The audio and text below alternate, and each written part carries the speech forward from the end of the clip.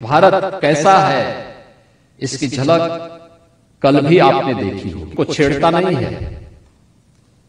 विकसित भारत अनावश्यक रूप से किसी के कार्यों में हस्तक्षेप नहीं करता है। कार्य में कभी भी हस्तक्षेप नहीं किया।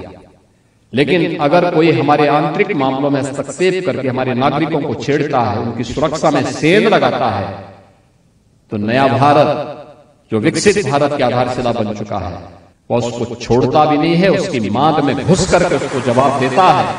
और कल आपने भारत की ताकत का एहसास दुनिया ने भी किया है।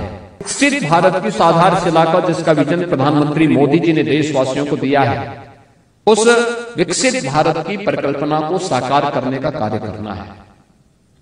विकसित भारत कैसा है इसकी झलक कल भी आपने देखी होगी। याद करिए, विकसित भारत किसी को छेड़ता नहीं है। विकसित भारत अनावश्यक रूप से किसी के कार्यों में हस्तक्षेप नहीं करता है। और ये तो इतिहास रहा है हमारा।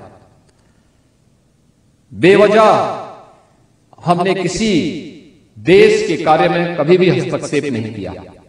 लेकिन अगर कोई हमारे आंतरिक मामलों में हस्तक्षेप करके हमारे नागरिकों को छेड़ता है, उनकी सुरक्षा में सेंध लगाता है, तो नया भारत जो विकसित भारत की आधारशिला बन चुका है वह उसको छोड़ता भी नहीं है, उसकी मांग में घुस करके उसको जवाब देता है।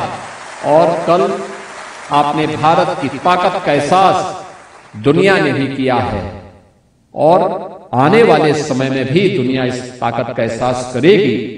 इसमें महत्वपूर्ण नागरिक कर्तव्य अब हो जाते हैं।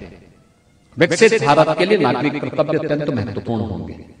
शिक्षक अपने क्षेत्र में प्रयास करें नवाचार के लिए, शिक्षा के क्षेत्र में शोध और विकास के अभियान को आगे बढ़ाने के लिए, शिक्षा के क्षेत्र में ऐसे कौन से परिवर्तन ला सकते हैं, कौन सी तकनीक अपनाई जा सकती है जो पहचान के लिए नौजवानों को, हमारी वर्तमान पीढ़ी को मोहताज करने के लिए न छोड़ दें, बल्कि उसके उज्जवल भविष्य को आगे बढ़ाने में अपना योगदान दे सके।